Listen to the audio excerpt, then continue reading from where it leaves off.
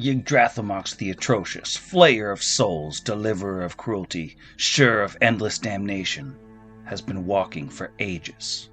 Centuries, most likely, but the labyrinth seems to stretch on forever and shift without warning.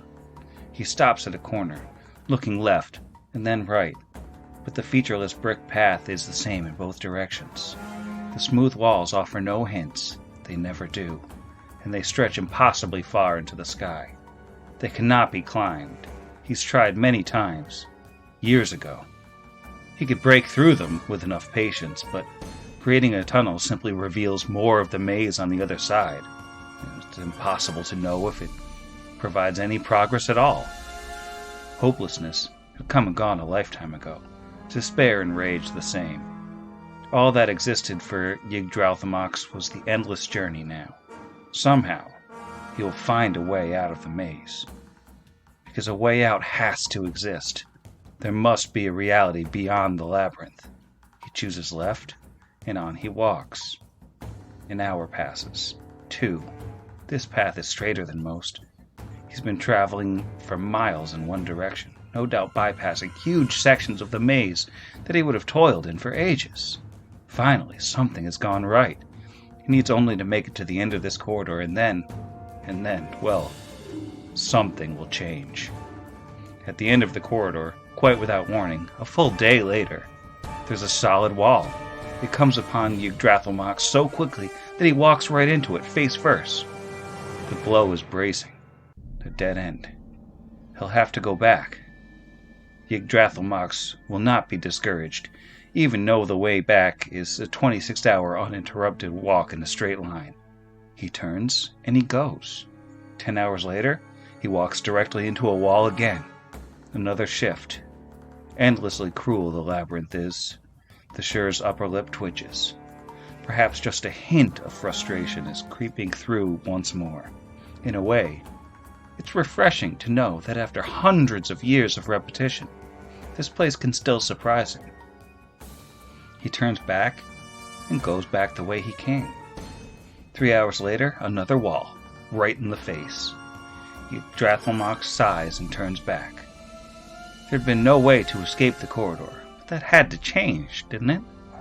There has to be freedom somewhere.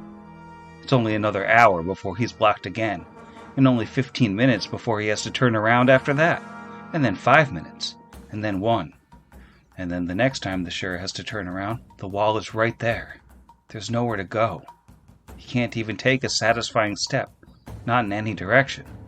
There is nowhere to go. Yggdrathimox smiles to himself. He's finally done it. He's found a way to get out of the maze. He finds himself laughing as the brick path and the smooth stone walls melt away, revealing a dusty yard in Numeria just 60 feet from a crumbling barn. Some part of him remembers this place. Some distant part of him that wants revenge. This is Pot Against the Machine.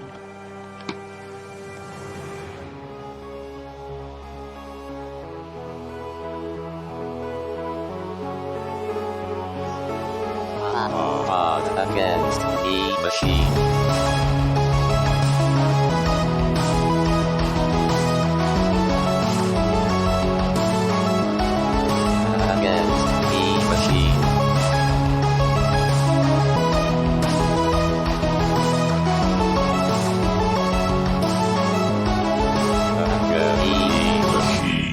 Welcome back to Pot Against the Machine, the only podcast on the entire planet that will jump into the demon bag. We'll jump into the demon bag for you. I'm your host, and here's everybody.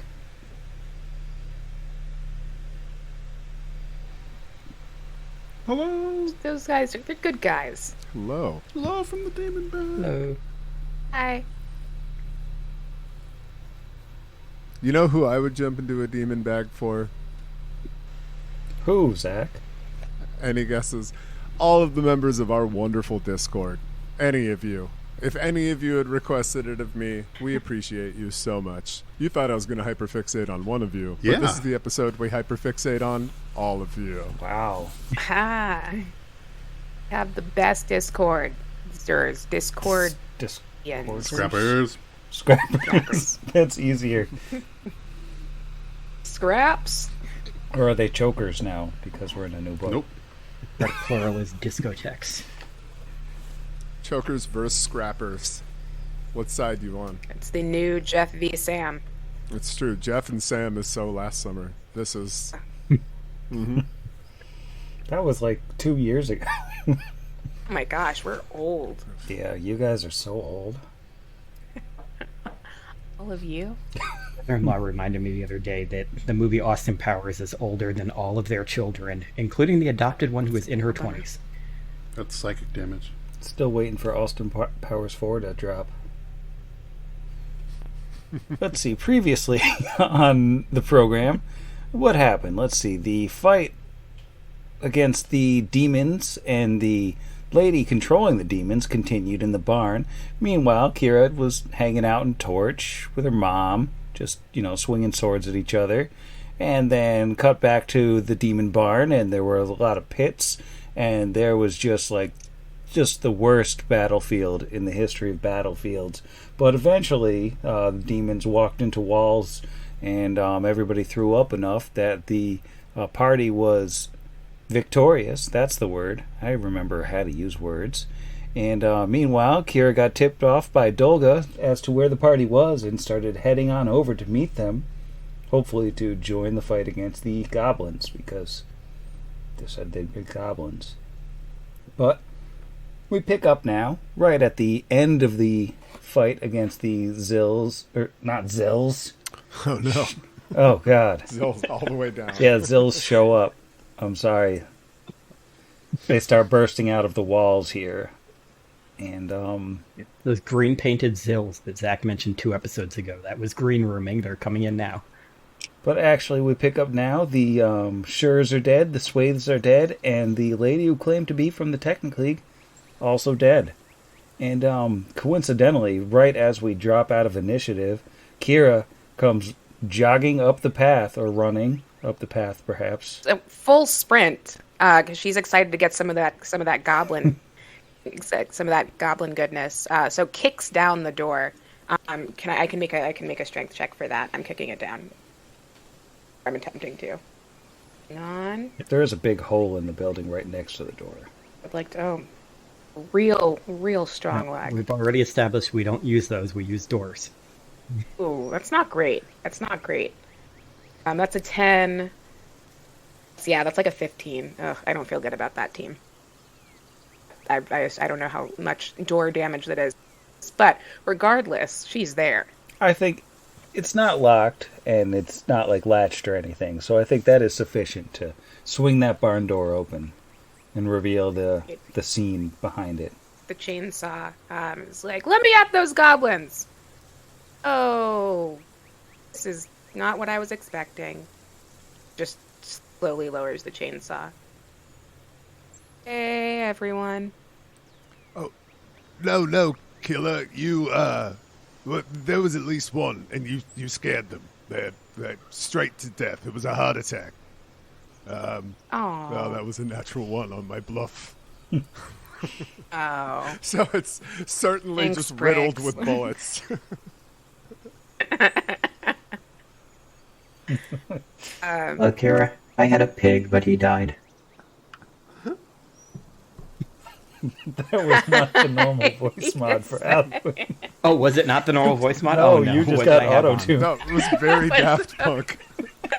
So good. Oh, man. Did it reset that when everything That reset? made me Recast really his happy. T-Pan.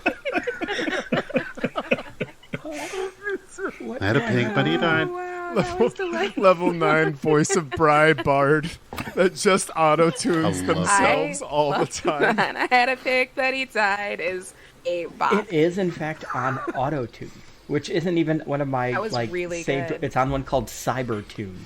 Just say around the world a couple times, just for old time's sake.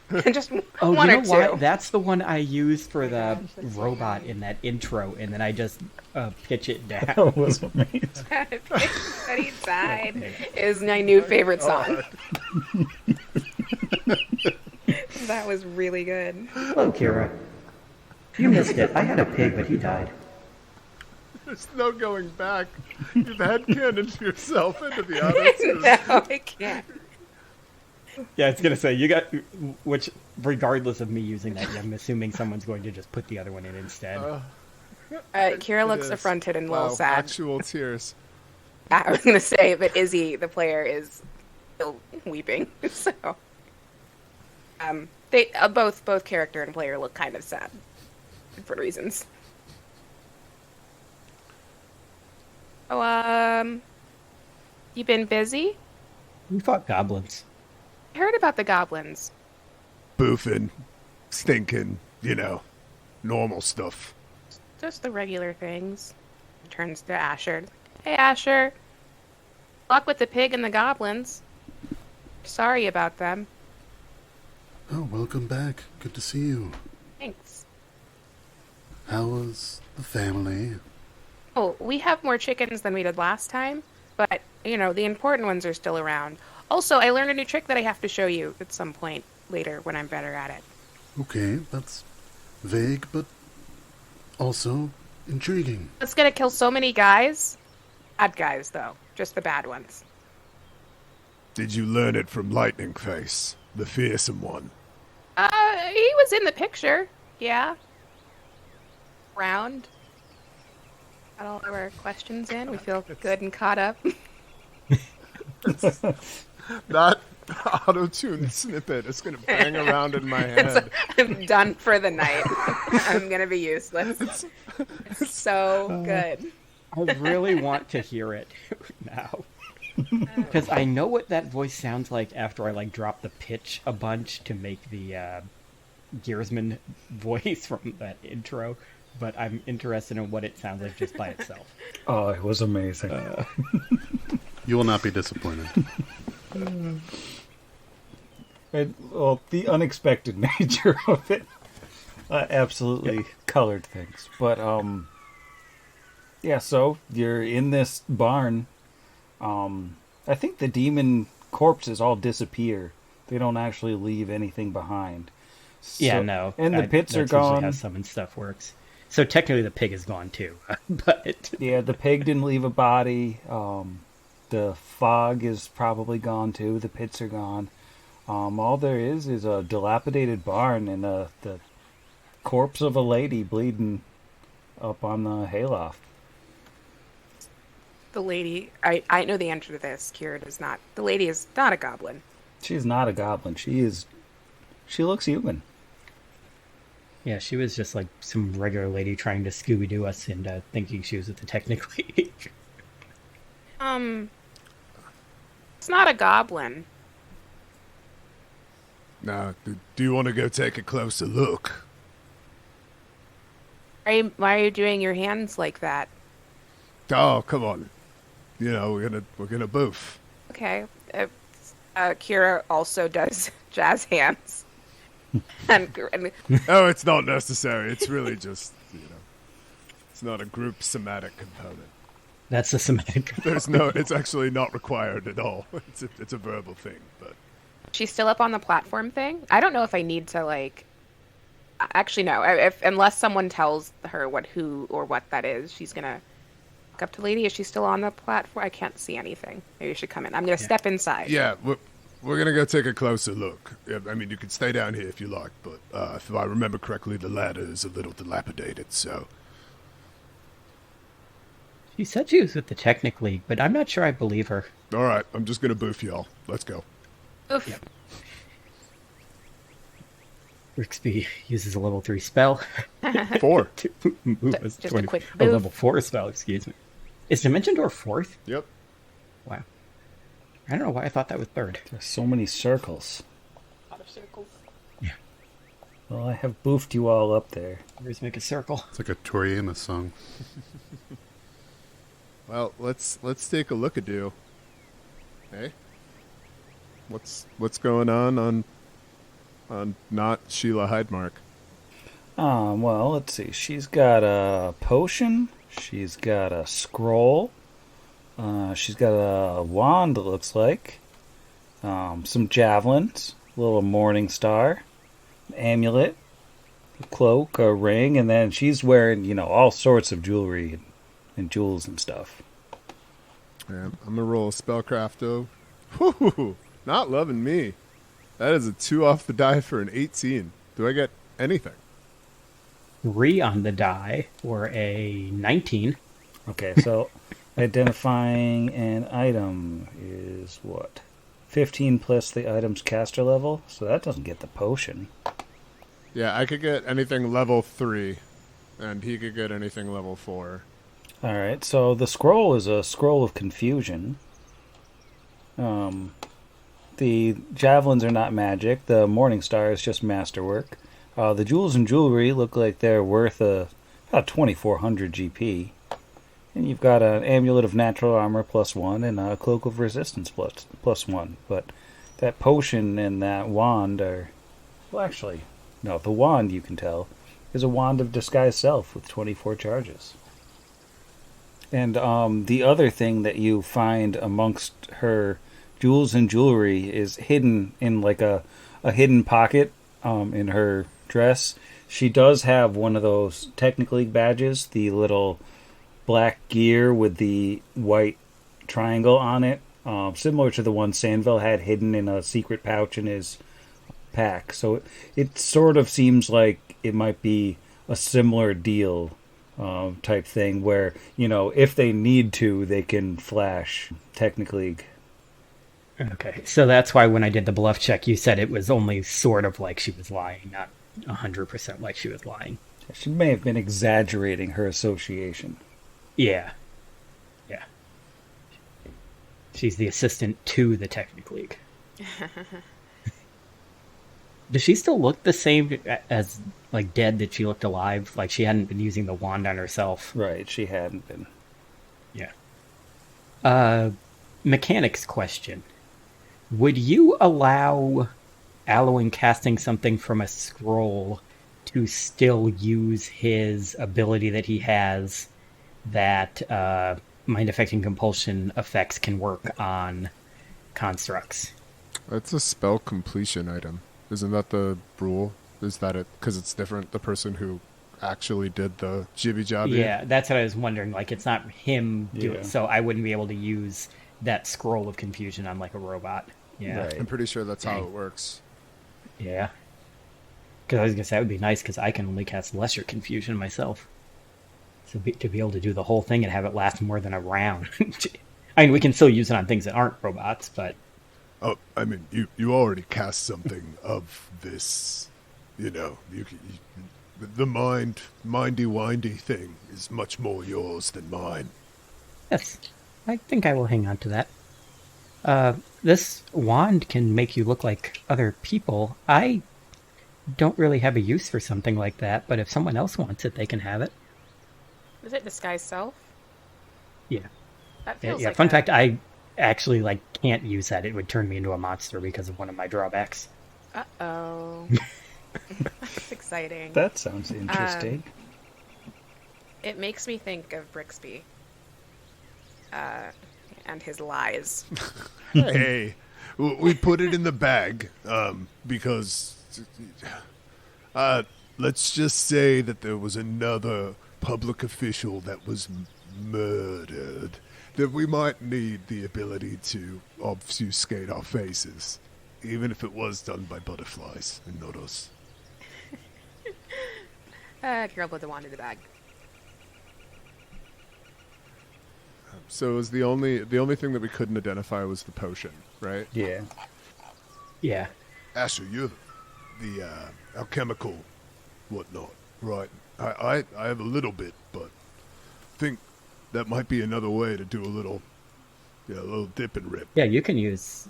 I think use it's that actually for me to- perception to taste the potion and Oh, figure it out. Is it? Oh, wow. Not craft alchemy. Bummer. My bad. I lied to you. Oh, potion through taste. 15 plus the caster level. Yeah, I like those odds. You want a little dip and rip? Little what? I don't know what that means. I haven't been on Urban Dictionary. I hope that's not a drug term. If so, someone please edit this out because I'm an old man. And you can use craft alchemy. Oh, wait, no, that's only an alchemist. That's what I Not was somebody thinking. just with craft alchemy. You have to specifically be that class, yeah. All right. Well, I rolled a 27, so if it is a caster level 12 or below, Well, since potions can't possibly be higher than level 3 spells, this is a potion of cure serious wounds. Ah, It's, very nice. I feel like this has Kira written on it, and could also have a sticker on it, if that was your bag. I can hang on to it. Thanks. Should we go get some wine? Yes. I will have some juice. Shall we go get some Manischewitz? It's actually really good. All right. So if you head back over to the winery proper, the collapsing winery, Tannic and Rolam have been kind of waiting there nervously ever since you went to the barn to deal with whatever it was that was over there. And they'll kind of spring up to their feet once you come in, and one of them says, so, did you do it? Did you take care of it? My friends killed your goblins, and a pig died. There's a body in the hayloft, but it's done. And the two brothers kind of exchange a nervous look and go, the body, eh? Did she, say anything? How did you know it was a she? Asher pulls his revolver. And one brother will smack the speaking brother on the back of the head. And the one who was speaking kind of sighs and goes, she says she was from the Technic League. She paid us to set you up. Well, Oh, that's a new piece of information. Yeah, she said she would hide in the barn, and if we could lure you guys here, and she would kill you, and she gave us some money. So look at this place. We're not doing great. she knows the three of them killed a god, right? I don't know if she knew that. I didn't know that. Just the heroes who saved the entire town from the Technic League by turning back on the torch. You're welcome. I guess that's worth a few copper in your pocket. that was a real Merlot down move. This whole thing has really gone sideways. There's a cat playing the piano above my I head. was I gonna don't know say, if anyone can the timing of that was perfect. It was a real Merlot town. It was like, "Bow, bow." Figure out if that was Jeroen then with some like piano cat vocal filter. Yeah, that's directly above my head was a cat on the piano. Yeah. Oh, beautiful. No, that would be an amazing, like, soundboard drop, but I was no, impressed. that was just... That cat has good comedic timing. Really, really fantastic. Closest thing to a sad trombone as possible. Cat piano. Okay, so we killed these two guys? Well, we're really sorry about it. I mean, we were rooting for you the whole time. Just sorry. It's a 7 sense motive. Are they really sorry? With a 7 sense motive, maybe. I'm gonna do a cash detect evil. Can't rule it out. What about a 21 sense motive? The 21 sense motive, it seems genuine. I mean, they seem like mostly the motive you detect is fear as Yeah, so they're sorry they got caught is what they are. maybe. Right, yeah. I don't know why you would say such a thing. Why did you want my friends to come here? Just money things? Yeah, it's I mean, ever since the storm kind of took this place out, I mean, we've been just scraping by, and she came and she had thousands of gold, and she was like, "Here, we'll pay you. You'll be set for life." And not proud, but sometimes you get an opportunity. You know? You know, they're right. It's not worth it. Look at this place. Look at what they have. Look at them. Right, exactly. Boo. Ouch. Yeah, this is, you're lucky that we didn't lose anyone or anything besides my dear, dear friend who now needs to be renamed due to a different cultural reference in a different universe that I'm not quite familiar with. But he will still forever be Elon Tusk for me. And I won't forgive you for that. And if I see your wine being given away in a store, I'm gonna drink it, and I'm gonna make a face, I'm gonna spit it back out into the cup, and I'm gonna tell them it's bad. It's too tannic. Passively vomit it. Tannic, indeed. She's making fun of your name. That's. Ah. But you might cause if you say that, you could cause a tannic panic. Mm-hmm. Oh. Yeah, a little You just can't say lighten the the tannic mood. panic. A little. No jokes are gonna get you out of this one. Anyway, this is about the time that we have to hand over one of these, and I slap an embossed "Thank you for serving your narrative purpose" card straight into his head. Well, we promise not to try to lure you into any other death traps. Do you? Because you were pretty Yes. excited about that money the first time around. Well, I mean, we'll do it to somebody else, maybe, but not you. All, maybe, maybe See, nobody. There's a story about a boy who cried coyote, and there's a chance, should you be in real need of aid, people will not believe your need to be genuine. That in itself may be the punishment for your crimes. I wish that I hadn't already established that Alwyn doesn't have any idea how commerce works, so that we could just, like, say, okay, so just give us the money she paid you. But he doesn't know to say that. I thought you were going to be like, so I could tell Dolga to extract the 30% capital gains tax. I'd say make a donation to the public library, but we don't want your blood money. The public library is still filled with slot machines. All right. We can strike an accord. We will tell no one of your cowardice if you honor our fallen porcine friend by renaming your winery.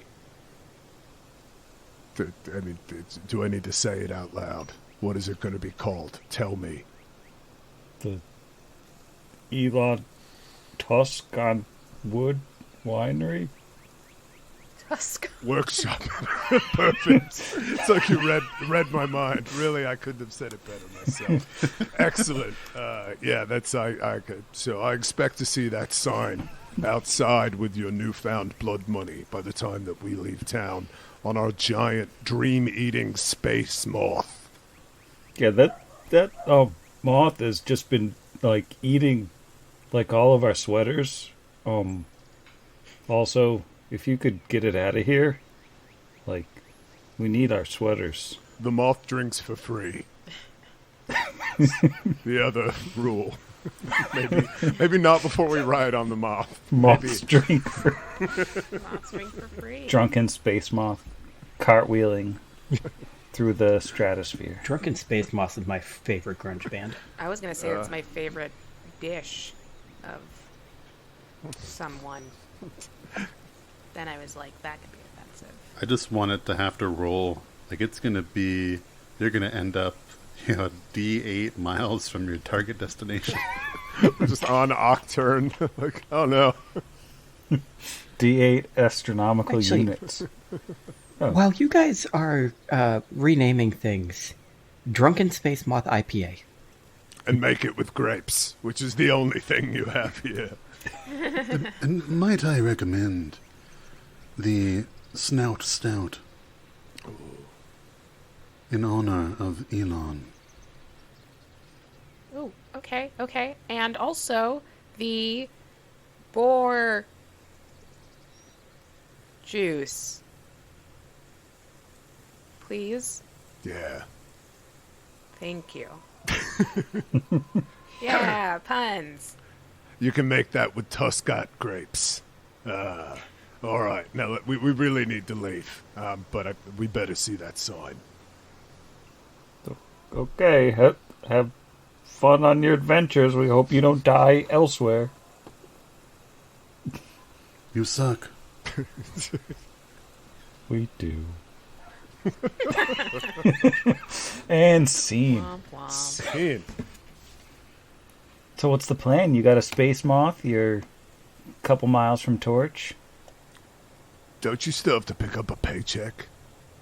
What do you mean? Oh. Didn't you work?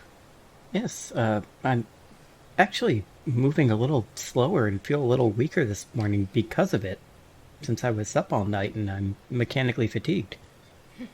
Yeah, so now that you're exhausted and you feel like you've sliced off a little bit of your soul, this thing called a boss gives you a paycheck. This is how it works. When you're not adventuring. This is why you're an adventurer. Thought you just do it because you like doing it. That's what they try to tell you, but no. That I'm the pizza party. If you love what you do, you'll never work a day in your life. Because you'll be at the night shift at Charlie's. But yeah, we should really, should pick that up. Is there anything else that anyone wanted to do while we're here? I'm not particularly interested in staying, although now that we've got this, and he flips the kind of disguise self wand around, suppose we could at least walk around with a bit of comfort. For a couple minutes at a time. Yep. I like to think that Brixby's disguise would be almost the exact same Yosoki, but without the lost half finger. It's on the other hand. I have a mole? Just removes the scar from the safe. So then we all go to Kira's house for dinner and see if anyone notices. And they're all just sitting there like this the whole time. No, they're busy looking at Alwyn with like tentacles growing out of his face because Brixby tried to use the wand on him. He's harmless. All right, let's go get you paid. Anything else to do while we're here? Anyone?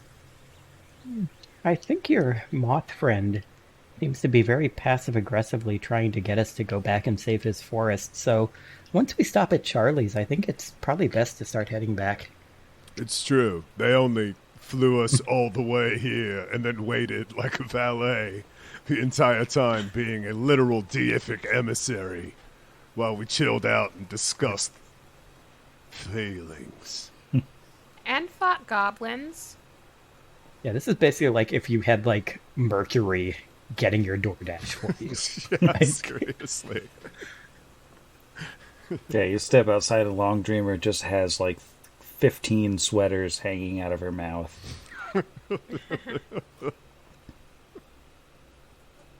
just eating tiny holes in them. Is that a Fair Isle knit? No, that's in a cable knit, even.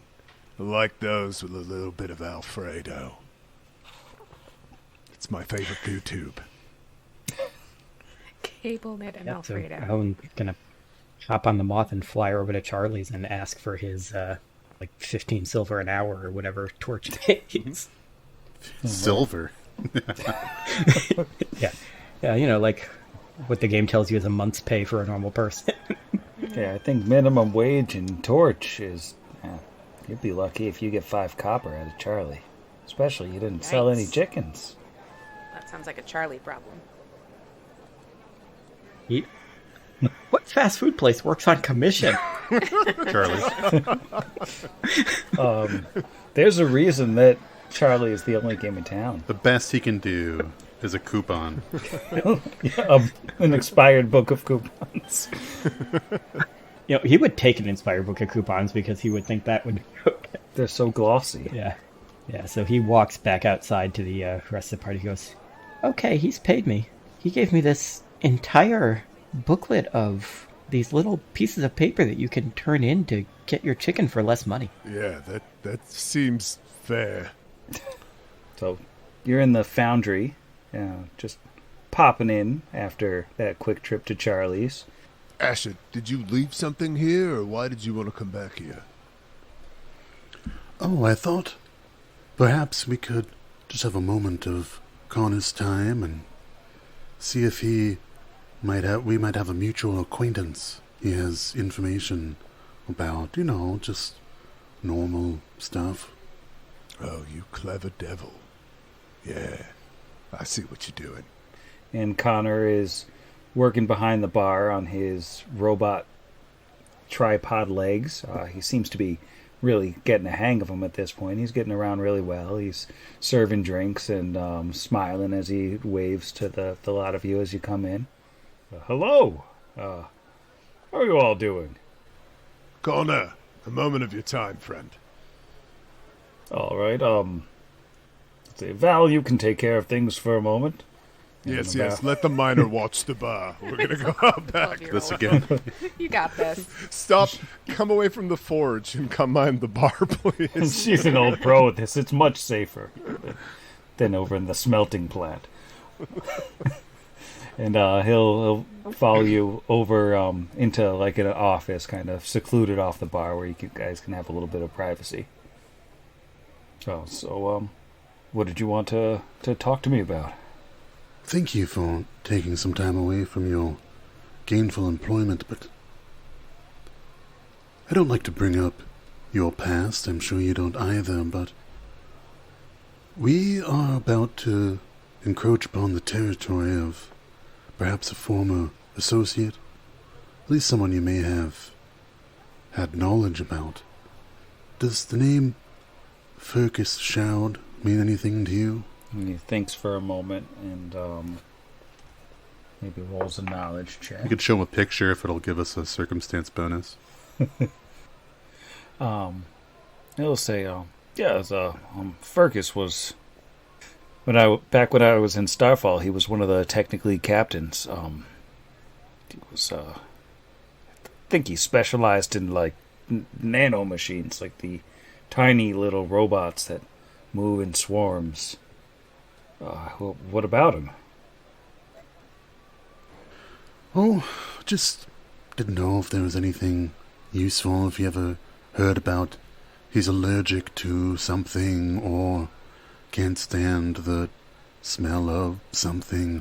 We believe he may have something that we are looking for, and so we, just learn everything we could about him before we knocked on his door. Oh, I think he was a bit of a fanatic, if I remember correctly. Yes. Who was it? Goes to the rest of the league. No, well, not just your normal league stuff, like extra fanatic stuff. He was one of those bizarre gods he was into. Xiphus, that's the one. He was a Xiphus fanatic. So that's an interesting one. The god of accidents, as it were. Pointless death, that sort of thing. So, a real nice fella. Out of character question.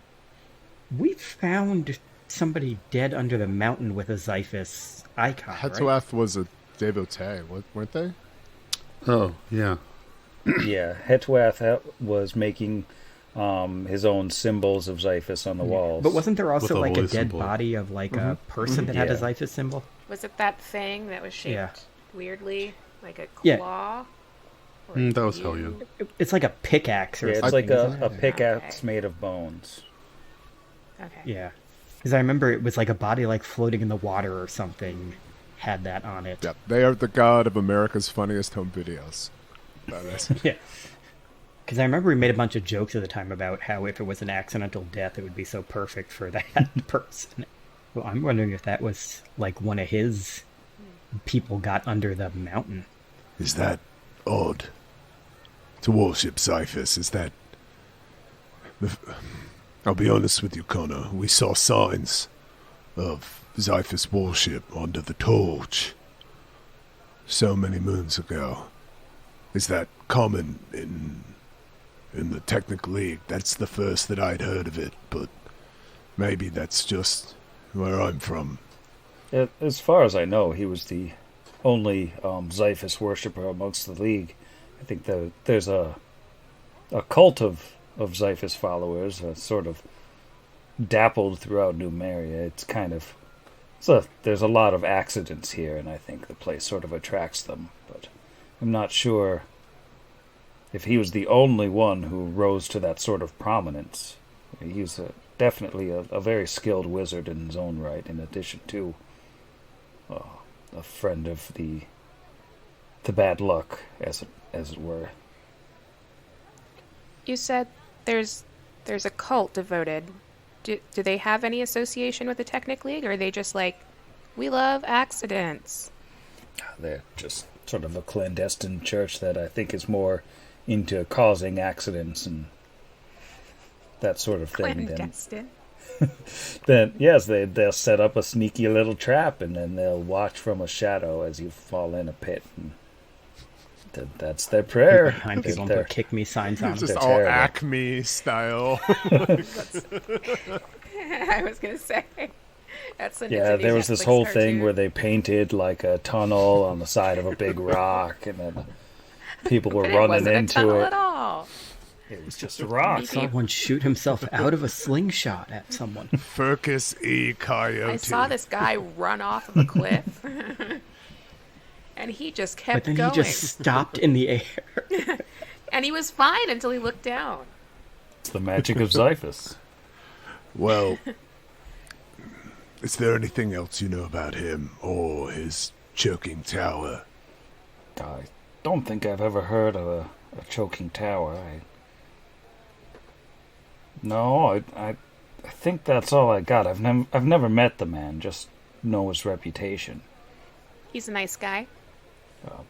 Probably just like one of the worst. I mean, he worships accidental death, and he works for the Technic League, so that's a good combination. But I have to warn you. I mean, he would have been very powerful years ago when I was still in Starfall. If he's still been studying now, there's no telling how powerful a wizard he is these days. I would be very careful. You should send Val with us to help. She's too busy setting up 35 flaming Dr. Peppers for the party bus that just came in. Let your small child come with us to fight this super Come wizard. on. She has like 3 full-time jobs. Let's... Come on now, in this economy... She's also working the night shift at Charlie's. She could use the skillet to bounce a lightning bolt back at him. Science. Science. Well, thank you, Connor. I know it's not He puts his hand on his metally arm. a comfortable well to draw from, but we appreciate you drawing deep for us, my friend. Oh, I'm always happy to help in any way I can. Obviously, I owe you my life, and anything you're doing against the League, obviously, is good work. But take care of yourselves. This is a dangerous game.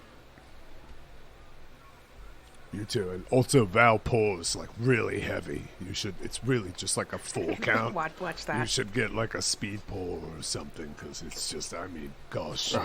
Yeah, It's like awake in there right now. Yeah. we're working on fabricating some because it's I'm hemorrhaging money. It's Real quick, just pardon the interruption of the levity. Did you ever know of a Diara Belgroom? We just encountered her recently, and seems she wanted us dead.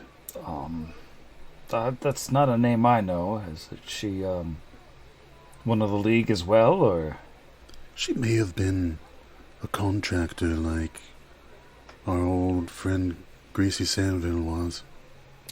Well, if that's the case, then I wouldn't be surprised if you're on Garton's radar. He has people everywhere. Resume levity. That's all I had.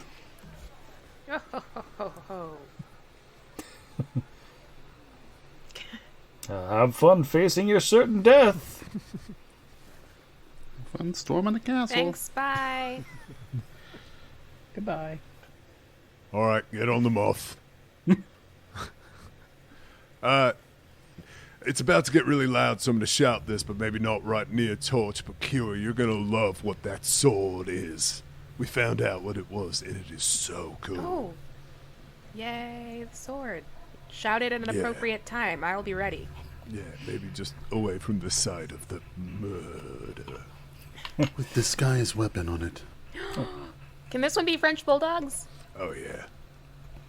Just one long, glowing French bulldog. Maybe a dachshund at that Famously. point. Oh, my God. Yeah, I it's was going to say awesome. famously long French bulldogs. It's a long, Super glowing tall dachshund with a French bulldog I'll handle. take it. Oh, I love it. It's adorable and shouldn't exist in nature. So you take a long, terrifying flight back to the Smokewood. And I think by the time you actually land in the Smokewood and have had a chance to recollect yourself, it is night now. You've had a full adventuring day. But Long Dreamer will bring you back to her little hidey hole under the rock where Kira was assaulted oh so recently and yet oh so very long ago. As this adventuring day comes to a close and figure you're going to the Choking Tower tomorrow, as everyone goes to bed for the night, it's worth maybe taking a turn around the table and a look into the brains of our heroes, because it's been a little while. A lot has changed. A few days ago, you learned that Cassandra Lee, Hellion's sister, and the only person who might know the nature of the source, the apparently global threat growing in the Silver Mountain, is dead. Apparently at the hands of a group of gearsmen and other powerful robots who were referring to her as a traitor. You've heard no news of the Neurocam, the information-filled artifact she apparently stole from that very mountain.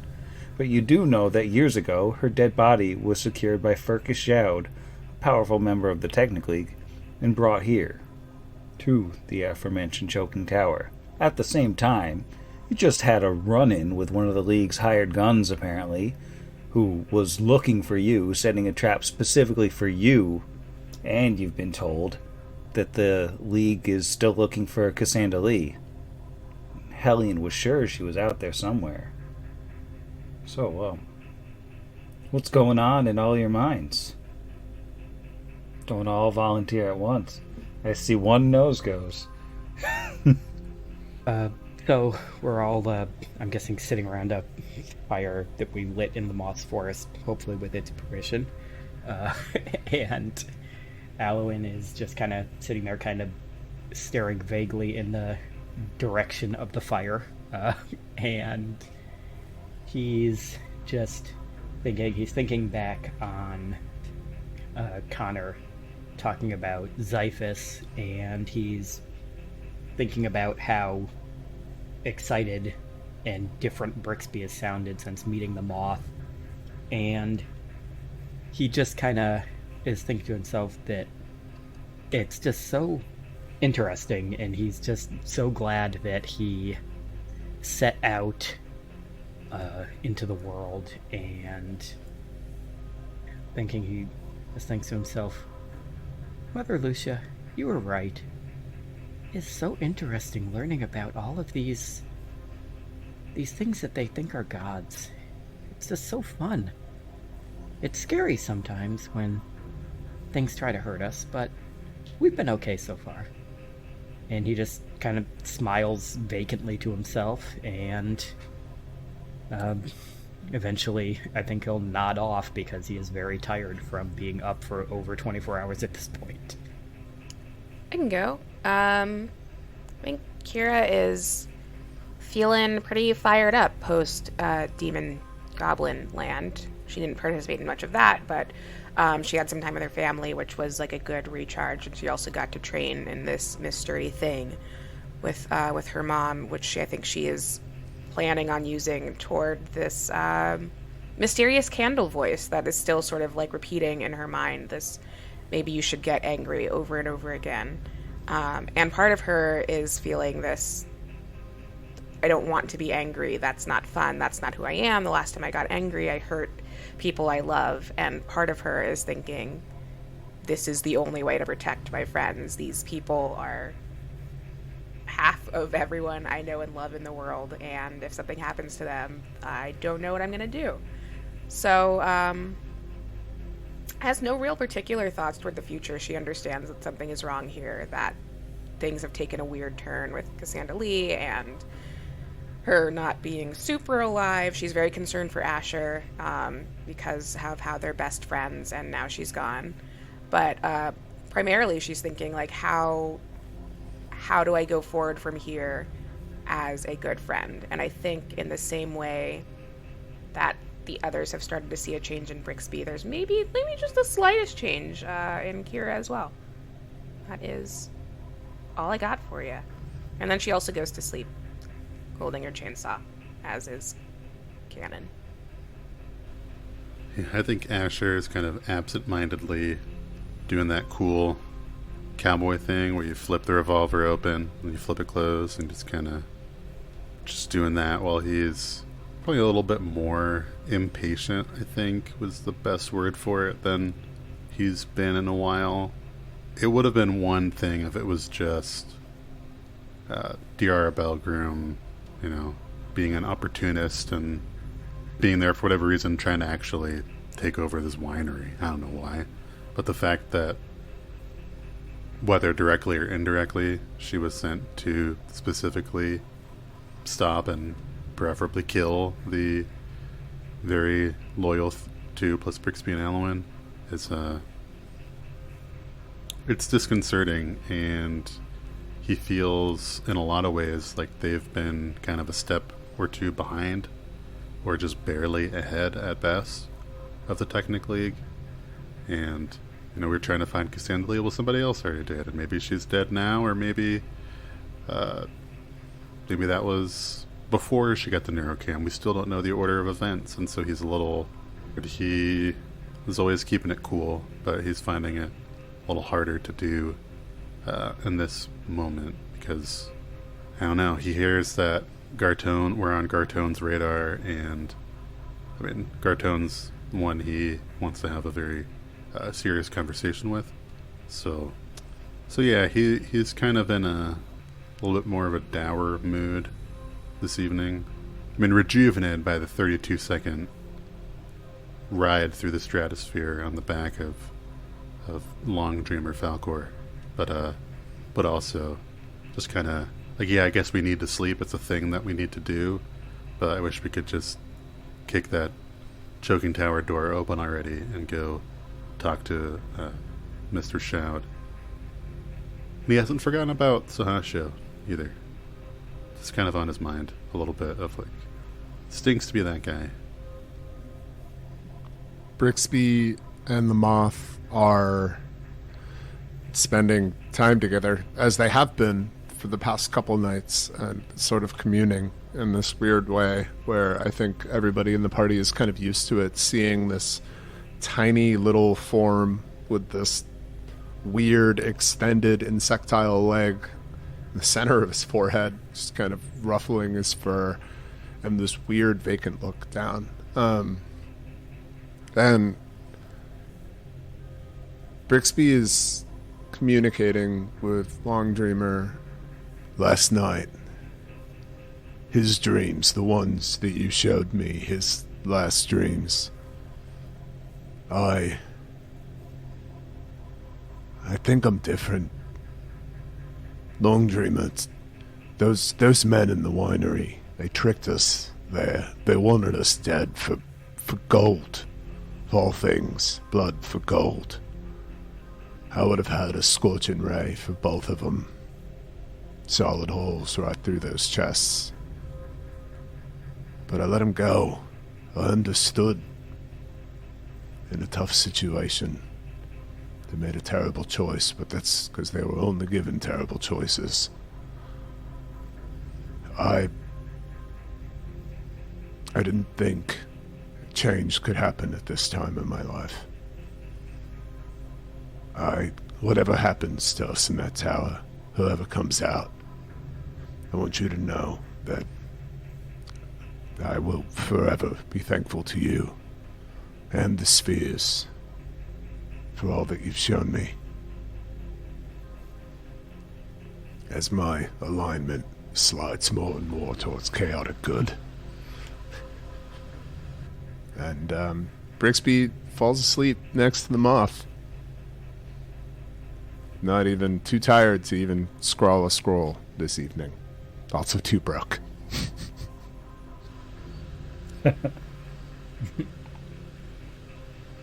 And we roll over to the 20th of Rova, and Long Dreamer watches over all of you, perhaps watches your very dreams as she hangs out in her forest, and also watches the stars. You all get the double night's rest benefit. Not that you probably needed it, since nobody was hurt, but Alvin was extra tired. And when morning comes, the choking tower is waiting for you. Tower time. Tower, tower, tower, tower.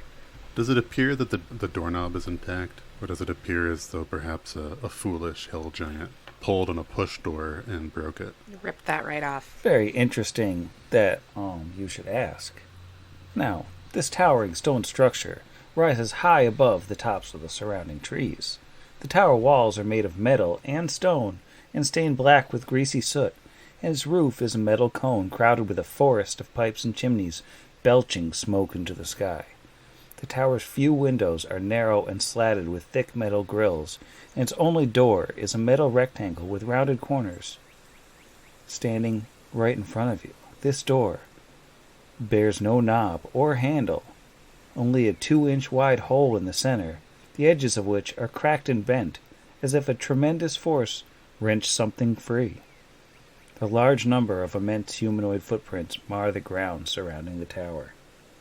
Can we roll a knowledge engineero or like a device disabling to figure out how to undo the user error? Yeah, you could roll a disable device to try to open this door without the doorknob. Alrighty. Brixbean is going to do just that. And with not loving me tonight. It's a 6 off the die for a 23. 23 is not going to do it. Alright, I'm going to take 10 for a 25. Still not enough. This thing is definitely designed to be kind of cranked open with that wheel.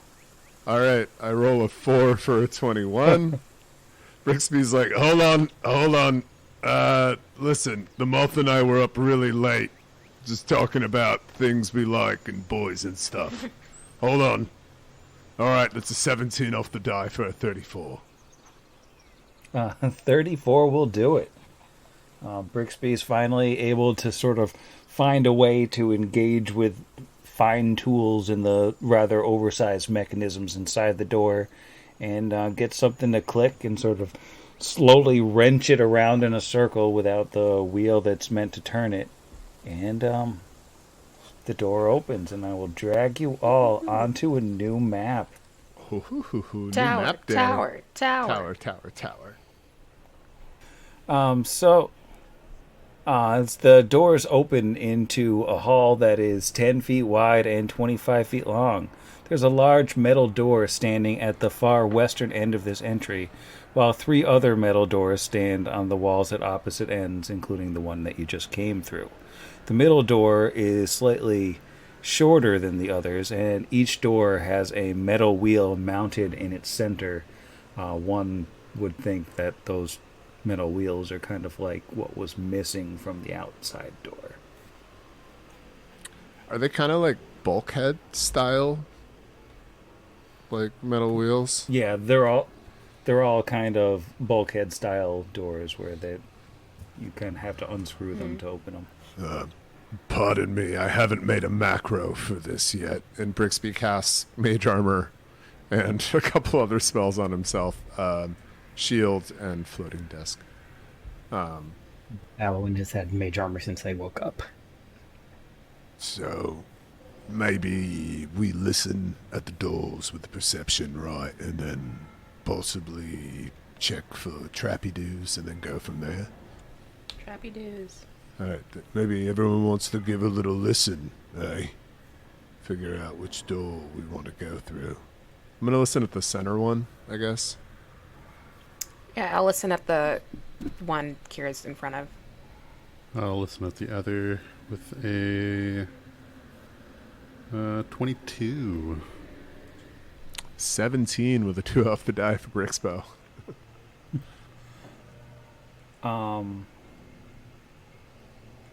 So the door, Brixby's listening to the shorter, wider door. Not a whole lot of sound coming through there. Maybe like a vague sort of whooshing sound. Kira's listening at the northern door. Yeah, 34. No sound at all coming from there. And then Asher was checking the southern door, or Asher and Alwyn. Yeah, 22 for old Asher. And Alwyn also attempted to check the southern door with a natural 1 for a -1. Let me just check this one and think maybe there's a little bit of a smell on this door, but no sounds. A little bit of a smell of like rotting meat. Anybody feel particularly good about their doors? Mine's got some whooshing going on over here. There's a whoosh. I don't hear anything behind this door. I smell perhaps rotting meat behind this door, and I'll admit all I can hear is Sahasho talking about a body farm. And maybe that was an expression about what do you do with a dead body, or maybe we're not going to like what's on the other side of that door. So is it like fresh, or is it closer to the popular, not popular YouTube flavor, cinnamon crunch corpse? Well, I did explicitly say rotting. Yes, alright. Tends to imply not fresh. So caramel carrion, then. Yeah, Yes, I believe so. Yeah, that makes sense. I usually don't even take the time to smell a goo tube. I'm just so excited to get the great flavor and all those nutrients, and I just rip that cap open. Asher shotguns his goo tubes. Absolutely. So gross. Oh my god. Pops a hole and opens the top. It's the only way to do it, man. It really makes you feel alive. And then immediately quite ill, but mostly alive. Yeah, 90% alive. The most important part is to just really get that airflow so you can revive the cultures that have been dormant for so very long. Just as long as it's warm. Ugh, gross. You missed us. Oh, so glad I'm back. Great. Should we be popping open the dead meat door? Yeah, let's choose the worst door, because, it could be the body farm. Let's all just, with the weapons and the whatnot, I'm going to do the perception. Alright, for Trapadoos, that's a 19 off the die, making it 34, 35 if it's high-tech or mechanical. Doesn't seem to be trapped. Doesn't seem to be locked either. Alrighty. Brixby, rapier in hand, is going to open the door and step to the northwest. The door keeps moving. There we go. We'll shimmy on in there.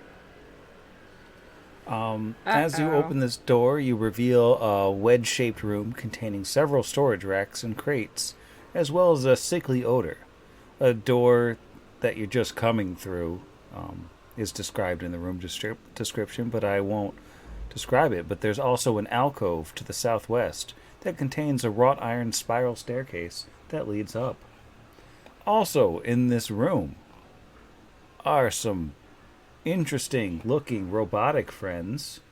I'll pop those up on the screen for you. They are about 6 feet tall, and they are shiny metal with gold accents and holding translucent shields that appear to be mounted to one of their hands. Their other hand, it's holding, looks like a special Warhammer kind of friend. And they immediately spring to life when the door opens, and seems like it might be the kind of time where you roll for initiative. We do that here. So what did Brixby get? Brixby rolled a 15 for a 23. Wow. That's pretty fast. Where is Brixby? He took a step to the northwest, so is he under somebody? He's he probably under Allowen? I think he's under Allowen. Yeah. Yeah. I think you're under Allowen. I did say step to the northwest after I opened the door. I've learned my face punching lesson. Nice. We'll see about that. Alwyn. Allowen's initiative was 21. What is Kira's initiative? 12 off the die for a 17. And Asher. 17 off the die for a 22. Wow, pretty speedy. Unfortunately, a couple of these robots are pretty speedy as well. So I think Green is going to rush up. And as he runs through, first person he sees is Kira, so he's going to swing a big old hammer right at her. That's rude.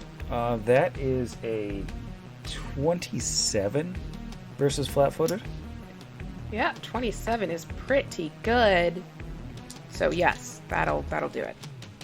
All right, that is going to be 18 non-lethal damage. 18? It's the first turn. Come on, calm down, buddy. 18 non-lethal. And then Blue is just going to sort of step over so it can see through the door, but can't actually swing through the door. It's going to shoot also at Kira, but Kira gets a +4 to AC from cover. That's Cov. Natural 1. So some sort of charge-a-rooney shoots through, but does not hit Kira. And then Brixby's up. It doesn't hit the bad guy? It doesn't hit Green? the bad guy either. We don't fire friendlily in this podcast. So, Not even a natural one.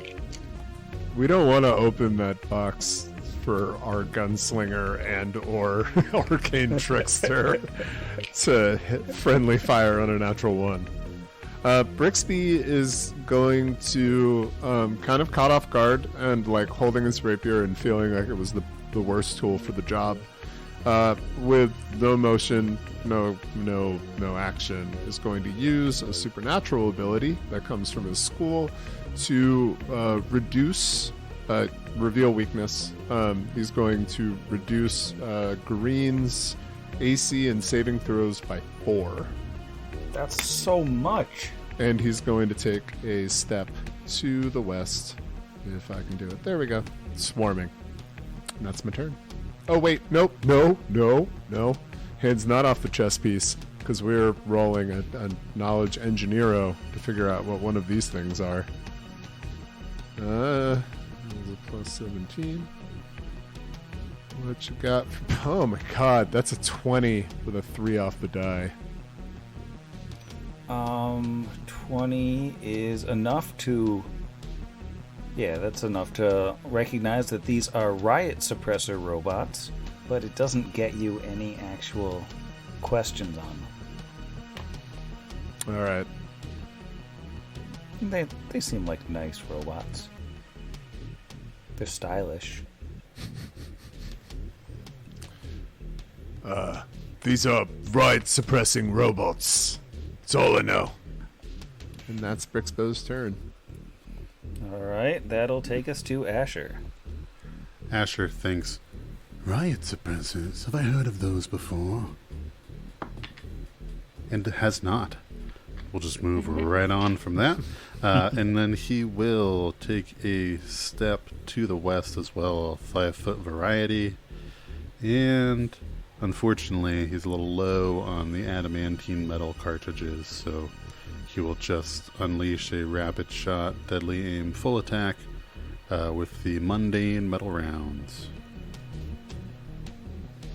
The lowest of those has a numerical value equal to 18 against touch. 18 against who are you shooting? The Green, I assume. yeah, that one. The one with the -4 to AC. So yeah, definitely. Oh, dope. Yeah, so that's three hits, 3d8 plus 18 coming at you. That is, so do you, I guess you probably want them individually, then I think about it with hardness. I mean, I can just, well, yeah, probably, yeah. Well, the lowest was 7. Okay, that just pings off. Oh no, like a hardness 10 situation? Who's to say? Okay, you, but then there was a 14, no, yeah, 14 and a 13. Alright, those both look like they, did a little bit of damage to its metallic frame, but not a whole lot. Uh-oh. They have suppressed our riot. This riot is going to be so quiet. Alwyn is going to point behind it at the one behind it with it in the doorway and say, "Look out! He has a gun, and you need to make me a will save." That's Green that has to make the will save? Yes, Green has to make the will The save. one with the -4. The famously good will save that robots already have. Yeah, exactly. That's a 12. It's a pretty good roll. That does not beat my 18. I cast Murderous Command on him. On his next turn, he has to attack his nearest ally. Yay, murder. It's the verbal component. That's not very nice. Yeah, so he just points at the other robot and goes, "Look out, he has a gun." And you imagine it turns around and goes. And that will be his turn. Alright, that takes us to Kira. Yay.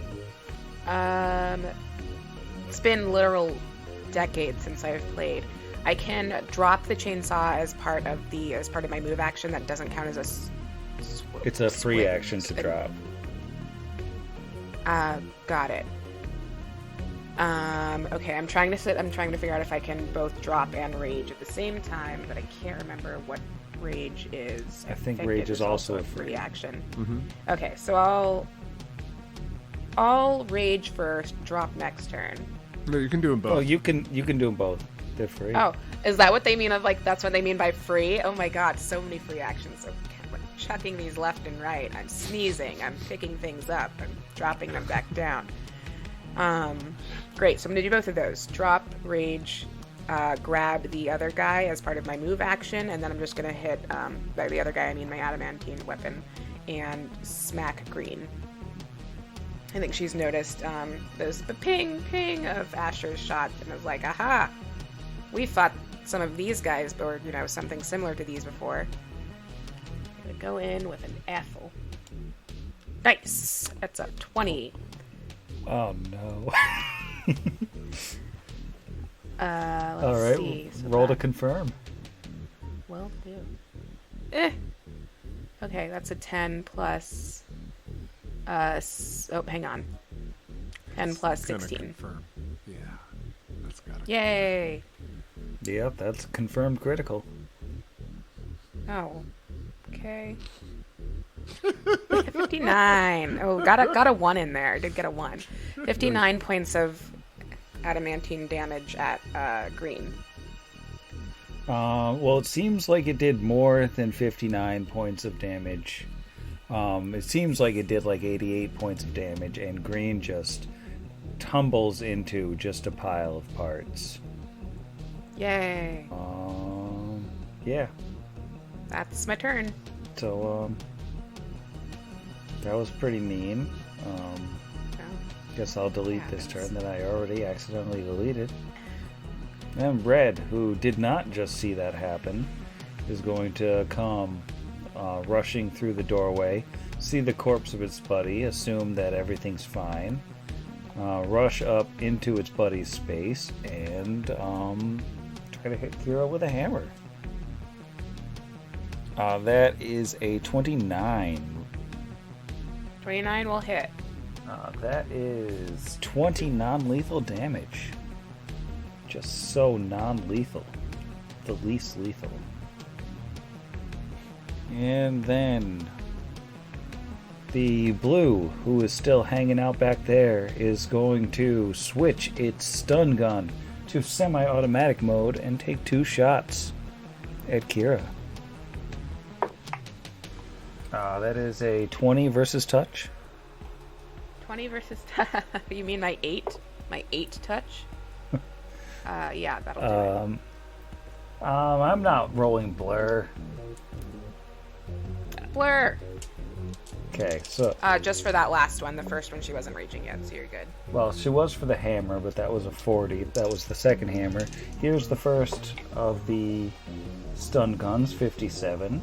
And then... So those shots count, and we're going to edit those blur rolls into the right place so no one gets mad at me. And 16 versus touch for the second stun gun shot, and a 97 on the blade. Yeah, that's also higher than 8. Yeah, that's also higher than 20. Alright. 8 non-lethal damage. Ha. Is Kira non-lethally dead yet? No. No, it has to meet my regular HP. How does that work? Yeah, it has to, you have to have as much non-lethal damage as you have in current HP, and then you fall unconscious. Oh my god, no, Kira's fine. Just like wipe some sweat from her brow. It's not very nice. Alright, Brixby. Let's see. So, are they under green? Their token? Yeah. Okay, cool. Honestly, same thing. Brixby is now going to reveal the weakness of red for his compatriots. Take a negative 40 or AC and saves. I can do that a lot. And Asher. Alright. Asher saw how ineffective his bullets were, so he's going to try and focus his aim in on them. Use a swift Daru, spend a grip point to add his Cha modifier to all of his damage. And do a rapid shot full attack, 3 bullets. Oh yeah, I know what hit last time, so I got all 3 hits this time. I don't like it. 3d8 plus... Well, a d8 plus 11, 3 times. Sounds like you're gonna hurt it. Just a little. 18, 16, and 12. Minimum. And then as a free action, he fully reloads that right revolver. And now that it was empty, he's going to chuck it. He's going to put 6 fresh adamantine metal cartridges in there. Alright. And he definitely did some damage there. Alwyn is up. Alwyn is realizing that if he casts another mind spell on this thing, it'll be dead before it can act under it anyway. He is going to, while he's still away from it and not having to roll defensively for anything, he is going to cast a spell. You see him mutter to himself and his hand kind of starts to glow. And then he's going to 5 foot next to Kira and touch her and give her Cure Light Wounds. So at my level, that is I did just look up whether or not you can hold that as a charge spell, and you can because it counts as a touch spell. So Kira will get back 8 points of that non-lethal that she's been taking. Woo woo. And that brings us to Kira. Yeah, same thing. Kira's already hanging on to the to Ethel, so just gonna go at it again. Oh my gosh, I forgot that I have haste. So gonna go at it a couple times here. Sort of smoosh. These poor robots. Well, why did they maybe attack us? I guess we didn't really give them a chance. We just rolled initiative. Oh, I mean, I was they taught when you attacked roll right? initiative, it means yeah. They're suppressing our riot, man. We have Maybe rights. if you weren't rioting so hard. It's not great. That's gonna be a 24. Yeah, 24 to hit. 24 On that hits. first. Cool. Gross. 26 points of damage on the first one. Big chunk of damage. Let's go ahead and smash one more time. 19, much better. Isn't that a crit? And actually, this is 19's a critical Yeah, this is threat. my. I mean, we should always roll and roll. Let's roll to confirm. 14. 14 doesn't sound good. Aren't you hasted right now, though? So don't you get another one at your base attack? That still doesn't confirm, just a regular hit. Okay, regular hit for that one. Still might kill it. We'll see. 6 plus also 19, 25. Alright, it's then- not dead, but it's looking do I- rickety. Do we go third time? No, not for Yeah, haste. with Yes, haste right. you get a third attack. I do because I have a second one from what's it called? Got it. Yeah. That's why I thought that second attack should have had a higher bonus, because doesn't haste give you extra attack at your full The bonus? third one will be. Oh, it has to be the third half. I mean, however you want to roll it, but it's usually first, second, and then Second, haste. and then haste is extra. Yeah, I was gonna say because that would have confirmed the crit. Oh Well, no! irrelevant. Oh no! 'Cause that was a 1 for that third roll. Womp womp. Alright. That's me. Well, it's time. It is going to take... It's still alive. It's standing in front of you. It's going to take a swift action to charge up its hammer with electricity. And then it's going to full attack. So, starting at the beginning here. A 28 to hit with the hammer. 58 on the blur. Great. Yes, great. Alright, this is big. 21 non-lethal. Swing number 2 with the hammer. 18. Against, it doesn't matter. That's better than all of my ACs. Only a 13 on the blur, so that's gonna miss. It can use its integrated stun gun as part of a full attack. So, yeah, you get an attack of opportunity as it tries to shoot you. I will From take that. point blank. With the 16 is an attack of opportunity with your full bonus. Yep, full BAB. Yeah. Okay, 16. I forgot to add the haste benefit to that last one. So this is actually 16 plus 16. That will 16 hit. plus 16? Nope, sorry, 16 plus 17. I lied. My bad. 16 plus 17. That doesn't hit And then we'll anymore. do a. Oh, It's too good. 31. And it Is that right? dies. Because I have the hubris of trying to shoot you at point blank. Yeah, hubris. And sadly, this robot, the third robot, has no choice but to do the exact same thing as its buddies did. Robot. Because it's what it's programmed to do. And it's just gonna charge headlong at Kira, swinging that hammer. 20. And 85 on the blur. Solid blur. 16 non-lethal. And Now you can all execute this sad, sad robot that's only doing its job. Brixby's gonna delay instead of casting because it does not seem necessary at this point. Brixby's just gonna be like, just murder it, suppress it.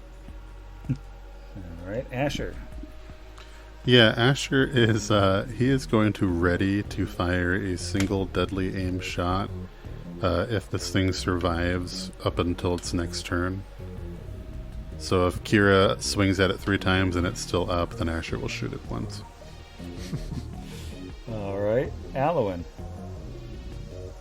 Alwyn is actually, as a move action, going to take out his dinky little adamantine morning star, and he's going to swing at it. Yeah, good for you. With my, what do I have? Well, I actually have a plus 4. Don't pull a Not muscle. horrible. 19. 19 will not hit. Oh, okay. This one's not Yes. cursed. And does not hit it. And that will be his turn. All right, and that brings us to Kira. Right, same thing, no variation. Let's and a 12 again. 12 plus. I should know this. I think it's 17 for the first one.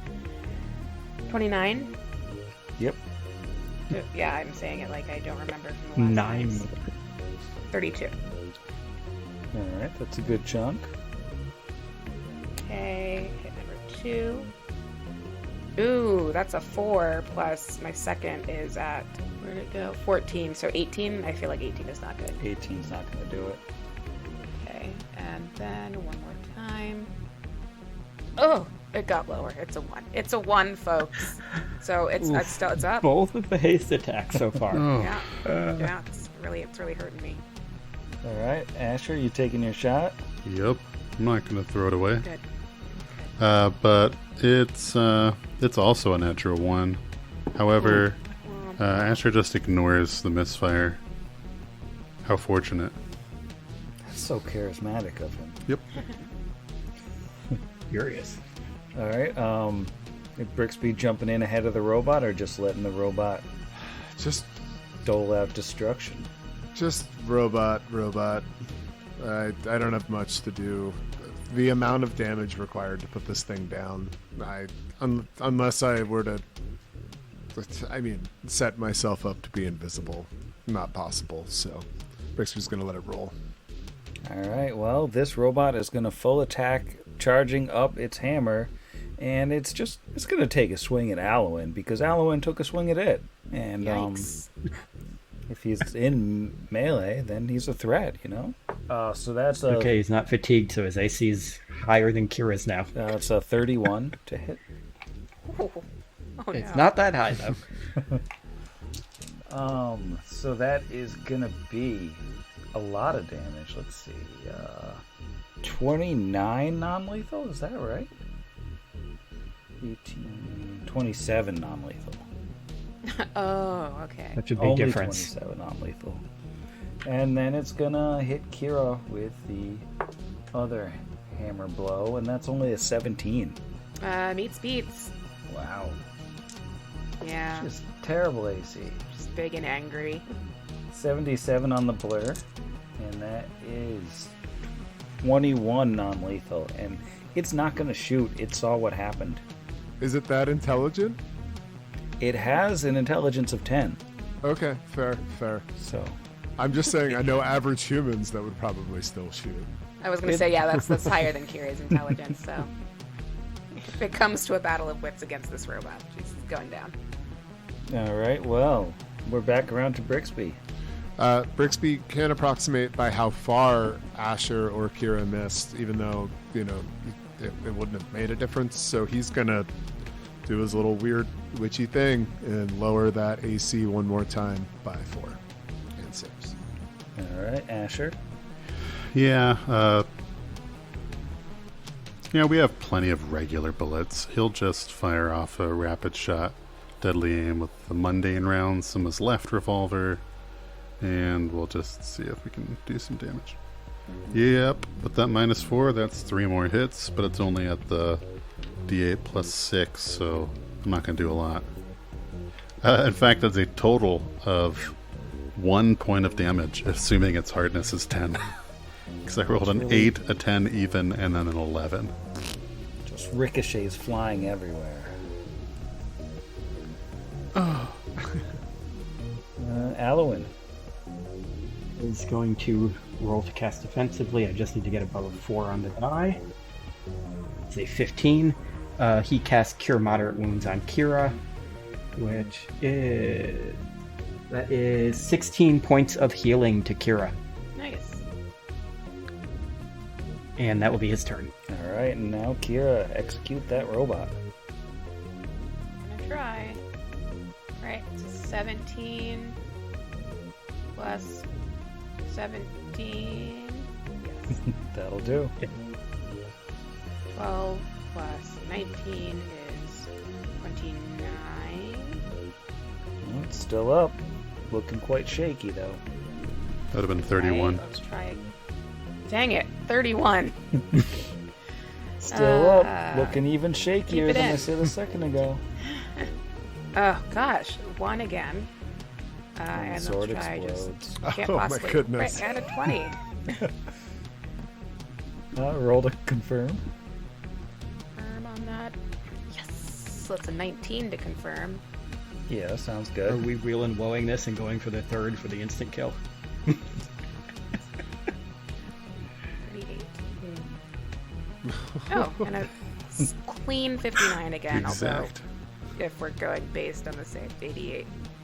Yeah, exact same damage as killed the first one. Kira has dropped a third robot in the pile, all in the exact same square. I'm going Really to did not bed. get far.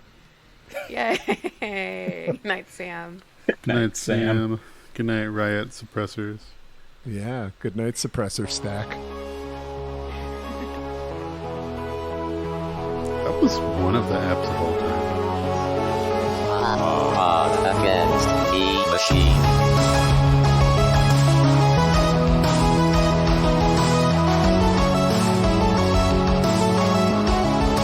Against the machine.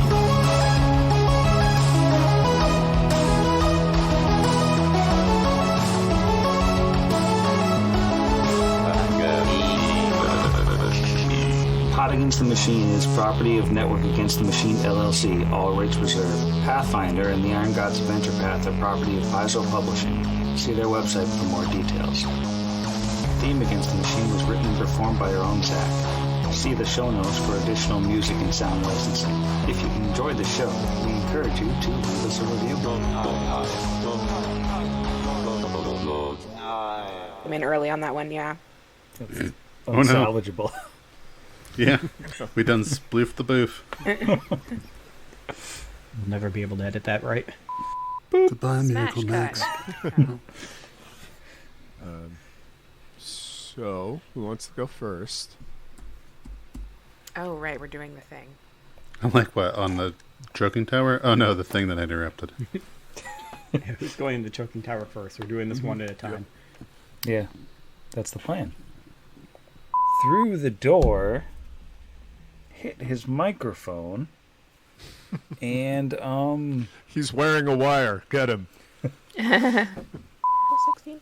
Nope, sorry, 16 plus 17, I lied, my bad. 16 plus 17. That doesn't hurt and then we'll anymore. do it. Oh. it's too good.